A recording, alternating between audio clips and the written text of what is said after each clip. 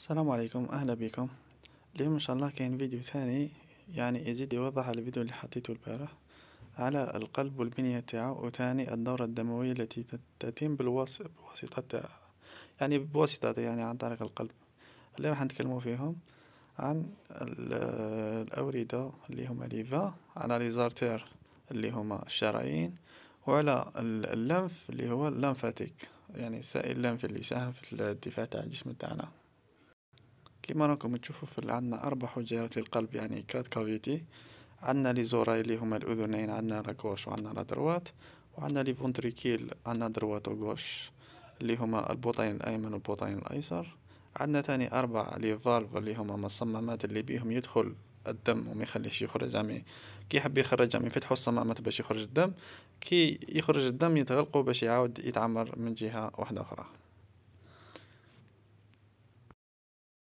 وهنا كما راكم تشوفوا كيف يتم دخول وخروج الدم بالأسهم، يعني الدورة اللي راهي تتم، يعني الصورة من القلب للرئتين، وين يتم طرح CO2 في الرئتين ويعاود يجيب الأكسجين.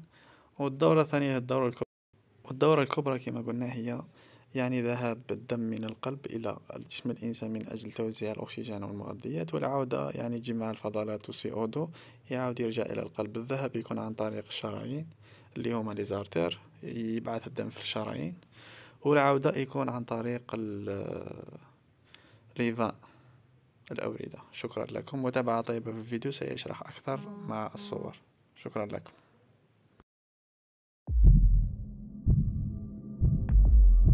L'appareil cardiovasculaire assure le transport du sang riche en dioxygène et en nutriments à travers tout le corps humain pour en alimenter les organes et les débarrasser de leurs déchets. Il se compose de 3 grands types de vaisseaux sanguins qui forment un système clos. Les artères, les veines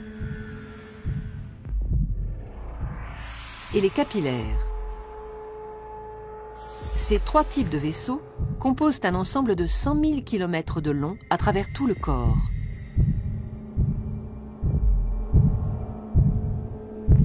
Une artère transporte le sang du cœur vers les organes.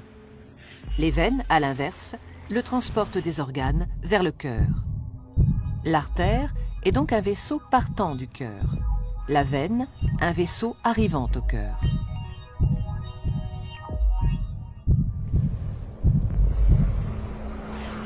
Tous les organes sont richement irrigués, c'est-à-dire qu'une multitude de petits vaisseaux sanguins les parcourent. Ce sont les capillaires.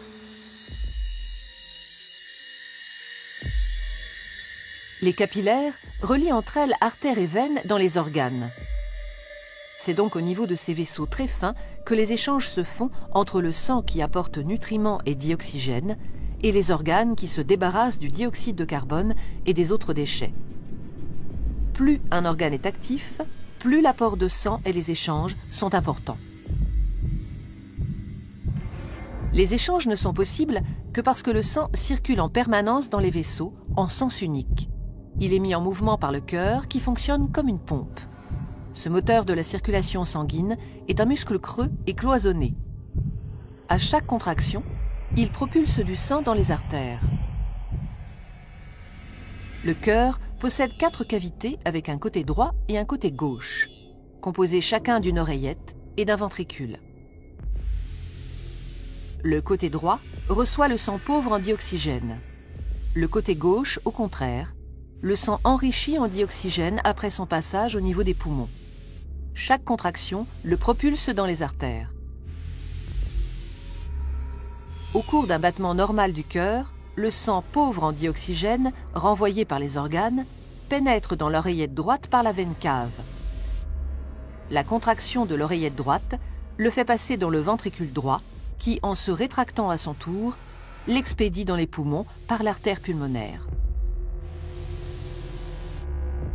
Après son passage dans les capillaires des alvéoles pulmonaires, le sang est enrichi en dioxygène et débarrassé de son dioxyde de carbone.